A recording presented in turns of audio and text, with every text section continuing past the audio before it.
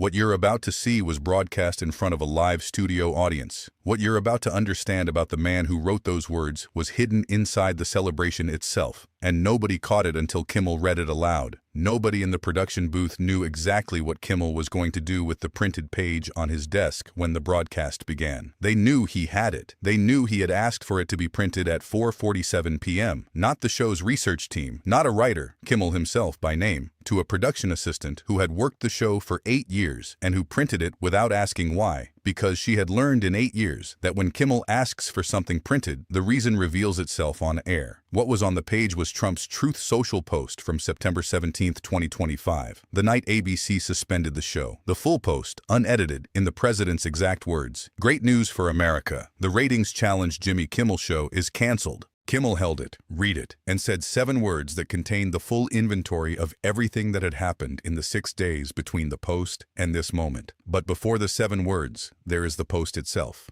And the post is the story. September 17th, 2025. Trump is in London, state visit, Windsor Castle. He has been photographed with the royal family, attended a formal dinner, conducted bilateral meetings. It is past midnight, London time, when the suspension is confirmed. Past midnight. The President of the United States is awake at the end of a state visit in Windsor Castle, posting on Truth Social about a late-night comedian's ratings. Great news for America. The ratings challenge Jimmy Kimmel show is canceled. Congratulations to ABC for finally having the courage to do what had to be done. Kimmel has 0 talent and worse ratings than even Colbert, if that's possible. That leaves Jimmy, Fallon, and Seth Meyers, 2 total losers, on fake news NBC. Their ratings are also horrible. Do it, NBC. 5 sentences, a semicolon, 3 exclamation marks at the end, posted from Windsor Castle at midnight, about a comedian. Now move forward 6 days, September 23rd. The taping begins. You could feel the difference before Kimmel said a word. Not in the volume of the applause, though the applause was extraordinary, the kind that doesn't wait for the entrance music, the kind that starts the moment the curtain moves. In the texture of it, the way it carried something heavier than enthusiasm, the way a floor director who has worked this building since 2014 later described it as the only night in 11 years he felt the audience was not watching a show. They were witnessing something, and they knew it before it started. Kimmel walks out through it. He doesn't open his arms. He doesn't run his hands along the front row. He walks to the desk, sits, picks up the printed page, reads it in silence for 3 seconds, and sets it face down. Then he finds camera 2. Not the wide camera, not the teleprompter camera, the close lens positioned directly in front of the desk. And he says 7 words. He shows the clip first. Trump on Air Force One, returning from the UK, relaxed, settled, the ease of a man who has been waiting for a moment and is now living inside it. He says Kimmel has no ratings. He says the suspension proves what he always knew. He says it the way a person says something they needed to be true and watched become true on a Wednesday night from a palace. The clip ends. Well, Kimmel says, pause. I do tonight.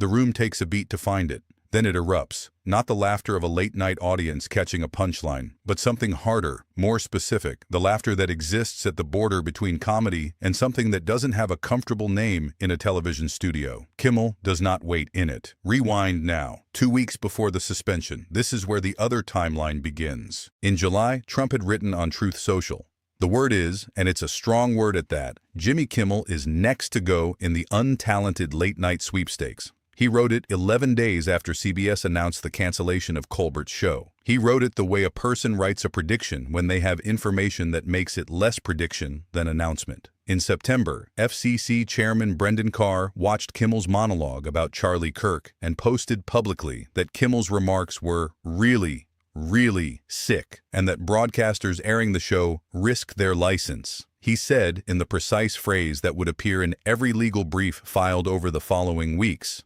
"We can do this the easy way or the hard way."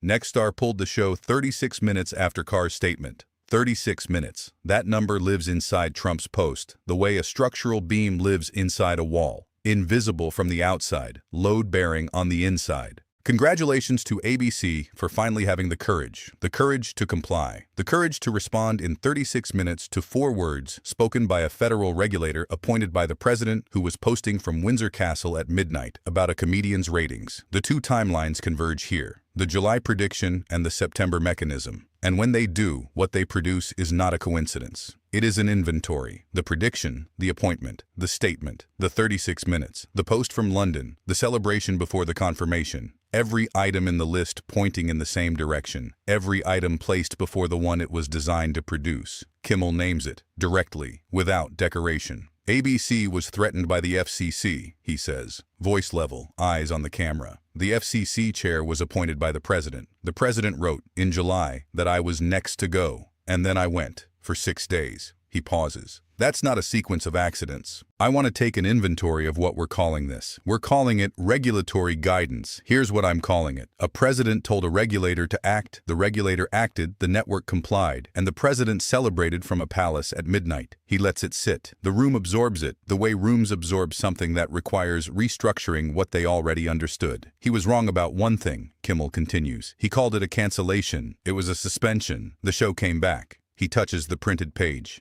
And the first thing it did was read his words back to him. Then a door near the stage right curtain opens. She walks out steadily, a former ABC Standards and Practices executive, 9 years at the network. She left 3 months after the suspension. She attended the internal meeting on September 17th, where the decision to comply with Carr's implicit threat was made. She attended a second meeting the following morning where the public statement describing the decision as a standards call was drafted. She is here because those 2 meetings produced 2 different descriptions of the same decision, and only one of them is in the public record. In the first meeting, she says, her voice entirely controlled, the control of a person who has said these sentences many times in private. The word used was exposure. The network's regulatory exposure. The word standards did not appear in the first meeting. It appeared in the second meeting, when we were writing the statement.